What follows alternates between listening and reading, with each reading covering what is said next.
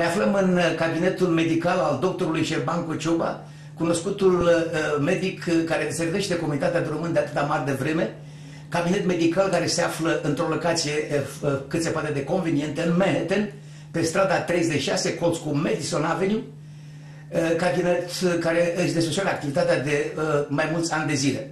Deci, domnule doctor, vă rog să fiți amabili să explicați întregii comunități de români, a pacienților dumneavoastră și a viitorului probabil pacienții dumneavoastră despre noua dumneavoastră locație din zona Queens, pentru că până acum câteva zile ați funcționat undeva în Queens Boulevard. Astăzi se pare că v-ați mutat în zona Norton Boulevard. Deci vă las pe dumneavoastră, dacă sunteți amabili, să ne informați pe noi toți despre noua dumneavoastră locație.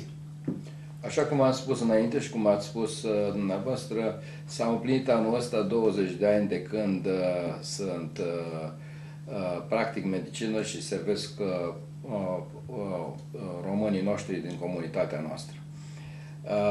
Cabinetul din Queens, de pe Queens Boulevard, a fost o clinică care a fost în mintea mea cu totul altceva de ceea ce a fost până la urmă. Eu am vrut să creez acolo o policlinică, așa cum știți dumneavoastră ce înseamnă, cu multe specialități și cu acces pentru toată lumea. Din mai multe motive nu s-a putut. Și atunci am hotărât să mă mut și m-am mutat într-un cabinet mic de pe strada 54, colț cu 31 Avenue. Este granița dintre Astoria și Woodside. Cabinetul este mic și, așa cum spunea cineva, și mai ales majoritatea pacienților, foarte familiar, foarte cozy, foarte plăcut și foarte intim. Deci mă scuzați că vă întreb, domnul doctor, dar în mâna dumneavoastră se află o cartolină, o carte poștală care însemna pentru dumneavoastră o atenționare și o anunțare a pacienților. Unde vă aflați? V-aș ruga, dacă sunteți amabili, să mi arătați partea de frontală, ca să pot să o prind aici în imaginea mea și să o descriu. Arată perfect, numai un pic să fac clarul.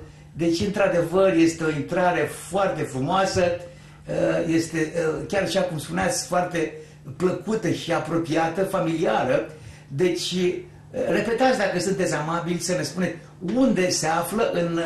Spuneați pe 31... Oficiul se află la 3120 54 Street. Asta este strada 54, colț cu 31 Avenue, iar dinspre Norton Boulevard la 2 blocuri distanță. Acces pentru public este foarte simplu, sunt autobuse care se opresc în fața office-ului, care cum este Q18, sunt stațiile de tren de la Norton Boulevard și Broadway. Accesul nu o să fie niciun fel de problemă. Problema este că în acest office mic am să încerc să dau, să practic o medicină de mare performanță și într-un mediu mult mai familiar decât a fost înainte.